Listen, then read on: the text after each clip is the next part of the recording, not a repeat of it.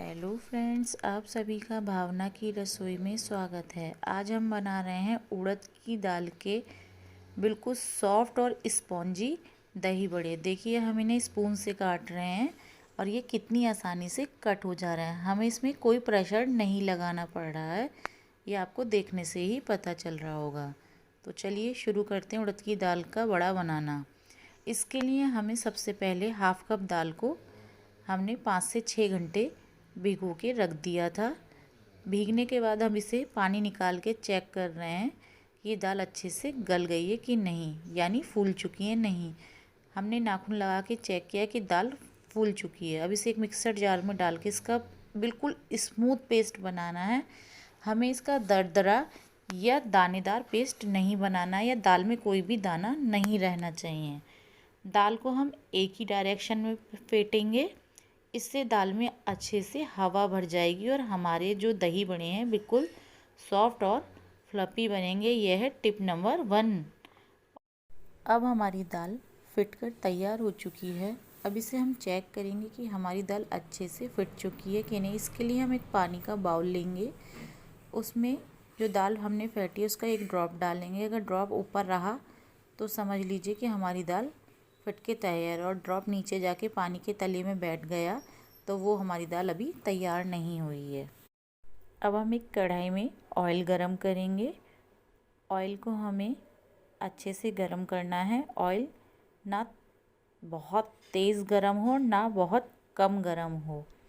हमें इस बात का बहुत ख्याल रखना है कि हमारा ऑयल बिल्कुल परफेक्ट गरम होना चाहिए। अगर ऑयल ज़्यादा गरम होगा तो हमारे जो दाल के पकोड़े बना रहे हैं वो अंदर से कच्चे रह जाएंगे और बाहर से तो सिक जाएंगे। और अगर हमारा ऑयल कम गरम होगा तो हमारी दाल ऑयल सोख लेगी और हमारे जो वड़े हैं वो ऑयली ऑयली हो जाएंगे। ये है हमारी टिप नंबर 2 कि हमें ऑयल का टेम्परेचर बिल्कुल परफेक्ट रखना है। अब हम इन बड़ों के ऊपर थोड़ा सा ऑयल डालेंगे, जिससे हमारे बड़े अच्छे से सिक जाएंगे और अच्छे से फ्लफी भी बनेंगे। इसी तरह से हम अपने सारे बड़ों को सेक लेंगे। हमें बड़ों को बिल्कुल परफेक्ट टेम्परेचर पे ही सेकना चाहिए, इससे हमारे बड़े ना ऑयल पिएंगे ना कच्चे रहेंगे। यह है टिप नंबर 2। अब हम अपने बड़ों को निकाल लेंगे और अपने बाकी बचे हुए बैटर को भी ऐसे ही फ्राई कर लेंगे। अब हम पानी का एक बाउल लेंगे। हमने इसमें एक गर्म पानी लिया है। अब हम पानी में थोड़ा सा नमक डालेंगे और साथ ही में थोड़ा सा हींग डालेंगे। हींग डाइजेशन के लिए अच्छी होती है, क्योंकि उड़द की दाल बादी होती है, इसलिए हमें इसमें हींग डालनी चाहिए। अब वो आपकी इच्छा है कि अगर आप नहीं चाहें तो हींग ना डालें। देखिए, अब इसमें हम अपने वड़ों को थोड़ी देर यानी आधा घंटा लगभग सोक करके रखेंगे और हमारे बड़े बिल्कुल सॉफ्ट बनेंगे। आधा कप दाल से हमारे इतने सारे बड़े बनकर तैयार हुए हैं। देखिए कितने फ्लफी बने हैं और अंदर से कितनी अच्छी जाली आई है। अब इन बड़ों को हम इस पानी में डाल देंगे और नमक और हींग को पानी में अच्छे से मिक्स कर देंगे। अगर आप सबको मेरी ये रेसिपी अच्छी लगे तो मेरे चैनल को लाइक करें, सब्सक्राइब करें, शेयर करें और बेल आइकन के बटन को दबाएं, जिससे आपको आने वाली नई रेसिपी की नोटिफिकेशन सबसे पहले मिल सके। अब मैं यहाँ थोड़े से ही बड़े डिप कर रही हूँ, आप चाहें तो ज़्यादा कर लें, क्योंकि मैं अभी इन्हें स्टोर करके रखूँगी और बाद में इनका यूज़ करूँगी। अब हम इसी के साथ बनाएंगे अपनी खट्टी मीठी इमली की चटनी। मैंने यहाँ इमली को आधा घंटा पहले ही सोख करके गर्म पानी में रख दिया था, और हमने यहाँ आधा कप इमली का पल्प लिया है और आधा ही कप हम लगभग पानी भी ले रहे हैं। पहले हम इस पानी और इमली को अच्छे से थोड़ी देर पकाएंगे और साथ ही में हम इसके गुड़ भी डालेंगे। आप चाहें तो गुड़ की जगह यहाँ चीनी का यूज़ कर सकते हैं, पर हम यहाँ गुड़ का ही यूज़ कर रहे हैं। गुड़ से जो टेस्ट आता है ना इस चटनी का, वो थोड़ा सा और अच्छा आता है चीनी की जगह। आप चाहें तो चीनी भी डालें। और इसी को हम थोड़ा सा चलाएंगे और इसी के साथ हम कुछ मसाले ले रहे हैं। उन मसालों में है हाफ़ टी स्पून काला नमक, हाफ़ टी स्पून जीरा पाउडर, हाफ़ टी स्पून गरम मसाला और हाफ़ टी स्पून लाल मिर्च पाउडर। लाल मिर्च पाउडर से इस चटनी का कलर बहुत अच्छा आएगा। और हम अब थोड़ी देर चटनी को अपनी पकने देंगे, अच्छे से गाढ़े हो जाए। अगर आपको इंस्टेंट बनानी है तो आप थोड़ा ही पानी डालें, पर अगर आप थोड़ा ज़्यादा पानी डाल के बनाएंगे तो चटनी अच्छा टेस्ट देगी। अब देखिए हमारी चटनी लगभग बनकर तैयार हो चुकी है, क्योंकि इसमें ऊपर देखिए कितने अच्छे से झाग आ रहा है, तो हम इसका संकेत है कि हमारी चटनी बन चुकी है। और देखिए कितनी अभी पतली लग रही है। अब जब हम इसको थोड़ी देर रख देंगे, ठंडी हो जाएगी तो ये बहुत थिक हो जाएगी, इसलिए हमें इसे ज़्यादा थिक करके नहीं रखना चाहिए पहले से ही, क्योंकि ये बाद में बहुत थिक हो जाती है। अब हमारी चटनी बनकर तैयार है। अब हमने गैस ऑफ कर दी है। देखिए हमारी अब ये चटनी ठंडी हो गई है और कितनी थिक हो गई है, और ये थोड़ी देर बाद और भी ज़्यादा थिक हो जाएगी। अब इसी के साथ हम एक स्पेशल मसाला बना रहे हैं, जो अधिकतर चाट वाले ठेलों पर मिलता है, भैया लोग बनाते हैं।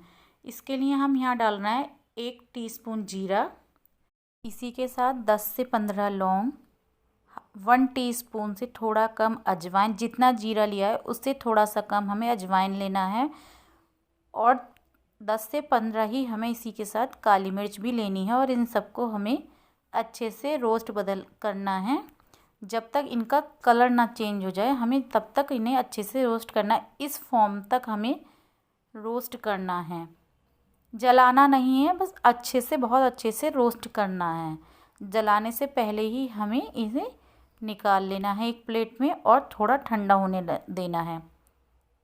देखिए इस तरह से, और ठंडा होके मिक्सर जार में इसका दरदरा पाउडर बना लेंगे। जो ठेले वाले भैया लोग हैं इसी मसाले का उपयोग करते हैं अपने टिक्की चाट वगैरह में। देखिए अब हमारे बड़े आधा घंटा हो गया है पानी में डाले हुए, और वो अच्छे से देखिए फूल चुके हैं। पहले कितने छोटे थे, अब कितने बड़े हो चुके हैं। आप चाहें तो बड़े का साइज़ और भी बड़ा बना सकते हैं, मैंने यहाँ छोटा ही बनाया है। अब इसमें हम सबसे पहले दही डालेंगे। दही को मैंने थोड़ी देर पहले फेंट के रख लिया था। दही में हमने थोड़ी सी चीनी मिलाई थी, यानी मैंने लगभग 250 ग्राम दही लिया था, तो 2 चम्मच चीनी मिलाई थी। इससे इसका टेस्ट वही आता है जैसे टिक्की चाट वाले भैया के यहाँ आता है। हमें दही वड़ों पर दही को अच्छे से डालना है। आप चाहें तो दही वड़ों को दही में डिप करके भी थोड़ी देर रख सकते हैं, और फिर ऊपर से दही डालें। अब इसमें हम डालेंगे अपनी मीठी सौंठ, जो अभी हमने दही वड़ों के साथ बनाई थी। देखिए अब कितनी थिक हो गई है।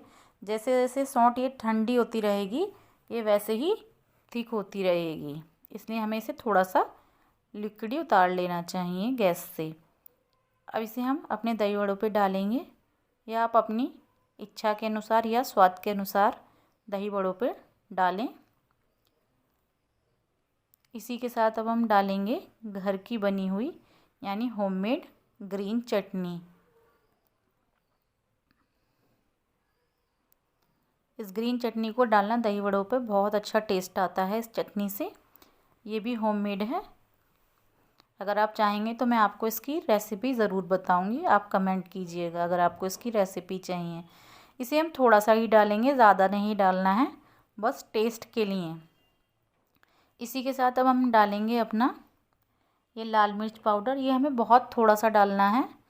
अगर आपको ये लाल मिर्च पाउडर ना डालना हो तो ना डालें। ये हमने जो अभी मसाला तैयार किया है, इससे ही दही वड़ों का टेस्ट बहुत अच्छा हो जाएगा। अब हम डालेंगे अपना ये बना हुआ मसाला, जो हमने इसे पहले से ही तैयार करके रखा था, और आपको इसकी रेसिपी भी हमने बताई है। इसे भी हम अच्छे से डालेंगे, पर थोड़ा ही डालना है, क्योंकि ये बहुत स्ट्रॉन्ग भी होता है साथ ही में, और डाइजेशन के लिए भी बहुत अच्छा होता है। अब इसमें हम डालेंगे नमक। यहाँ मैंने सादा नमक और काला नमक, यानी सफ़ेद वाला नमक और काला नमक दोनों को मिक्स करके रख लिया है, और उसी को हम दही वड़ों पर डाल रहे हैं। तैयार हैं अब हमारे दही वड़े। आ जाइए, आप भी खाइए। आप सभी इस रेसिपी को एक बार मेरे इस तरीके से ज़रूर बनाएं। आपके दही वड़े हमेशा ही बहुत सॉफ्ट बनेंगे और साथ ही में स्पॉन्जी बनेंगे। आप चाहें तो इन्हें छोटी शेप में बनाएं या बड़ी, वो आपकी इच्छा पे डिपेंड है। बस मैंने जो कुछ टिप्स बताई हैं, उन टिप्स के फॉलो करके बनाएंगे तो आपके दही बड़े हमेशा ही स्पॉन्जी और सॉफ्ट बनेंगे। Thank you everyone.